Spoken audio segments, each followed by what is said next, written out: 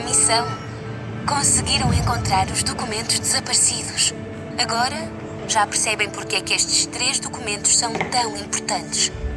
Eles representam 3 consequências fundamentais da tragédia de 1755. Alguns de vocês estiveram no palco das grandes decisões. Foram testemunhas das medidas tomadas pelos ministros do rei e, sobretudo, pelo secretário de Estado Carvalho e Melo, o qual deu o seu melhor para gerir a crise e garantir a segurança e a ordem nos dias caóticos que se seguiram ao desastre. O resultado desse trabalho foi uma série de medidas e leis, as chamadas providências, que foram aplicadas de imediato para preservar a ordem pública. As providências abordavam muitos tópicos, tais como proteger a população da peste, prevenir a fome, os assaltos e cuidar dos feridos. Há quem considere as providências a origem da proteção civil. Alguns de vocês ouviram absortos as avassaladoras histórias dos sobreviventes. Estes representam os milhares de anónimos que sobreviveram ao terremoto. O secretário de Estado, Carvalho e Melo, pediu-lhes mais tarde que respondessem a um questionário. Este questionário ficou conhecido como o Inquérito do Marquês de Pombal e é considerado por muitos como o berço da sismologia moderna. Foi enviado pelos bispos portugueses para as suas paróquias com o objetivo de reunir dados úteis sobre o acontecimento. As perguntas do questionário, simples e diretas, inquiriam sobre a hora exata, a direção e a intensidade do terremoto. Este documento representa a primeira vez na história em que se fez uma recolha de dados de forma tão sistemática. Também se encontraram com a equipa de arquitetos e engenheiros liderada por Manuel da Maia, que concebeu a reconstrução de Lisboa. De entre as hipóteses sugeridas por Manuel da Maia e sob a influência de Carvalho e Melo, o rei optou pela mais radical em termos urbanísticos: nivelar a baixa inteira e criar uma nova planta ortogonal. A cidade de traça medieval foi substituída por praças e avenidas largas e retilíneas. Novos edifícios foram construídos, fazendo uso de elementos pré-fabricados e estruturas antissísmicas. Nascia a Nova Lisboa.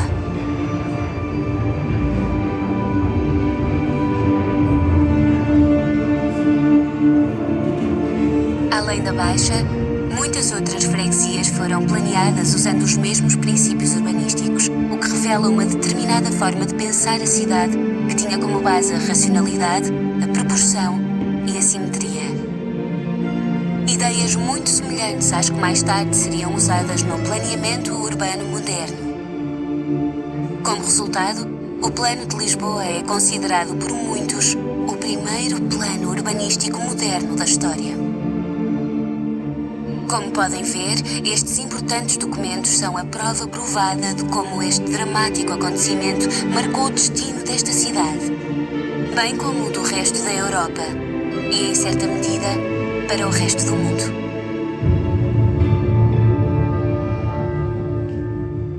Como o desastre ocorreu num dia santo e numa cidade católica, muitos cristãos devotos começaram a questionar a sua fé. Por que haveria Deus de punir tanta gente inocente? Ou seria a natureza algo independente da vontade de Deus? Estas perguntas incendiaram discussões já existentes entre filósofos e pensadores. Era o século das luzes. E Voltaire desafiava a ideia de que vivíamos no melhor de todos os mundos possíveis, em que Deus tinha uma justificação para tudo, inclusive para um desastre. Outros, como Rousseau e Kant, juntaram-se à discussão, mas Voltaire teria a última palavra ao publicar Cândido, conto filosófico em que o protagonista passa por Lisboa no dia do terremoto. O livro tornou-se um best-seller internacional, vendendo 30.000 exemplares no primeiro ano. Número impressionante na época para uma obra de ficção. Agora que aprenderam mais sobre o passado, percebem como é difícil prevermos o futuro.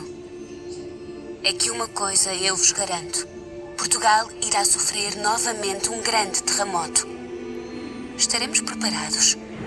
Somos todos responsáveis por promover o conhecimento, a consciencialização e a preparação para o risco sísmico. Ao desenvolverem interesse e paixão por este assunto, vocês tornaram-se, de forma efetiva e oficial, embaixadores Quake do conhecimento. Oh, desculpem, esqueci-me de me apresentar. O meu nome é Mariana.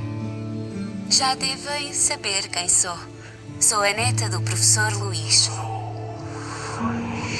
Ouviram a minha voz na mensagem que ele vos deixou? O meu avô transmitiu uma paixão por este tema da mesma forma intrigante que fez convosco.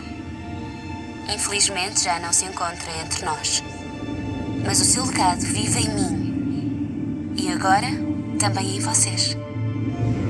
O vosso próximo passo consiste em ver o que podem fazer, como se podem preparar e que compromissos podem assumir. Não se esqueçam de que a pulseira especial que têm no pulso contém os registros da vossa experiência. E lembrem-se, esperem o inesperado. O próximo terremoto há de vir. Só não sabemos quando. A vossa missão não acaba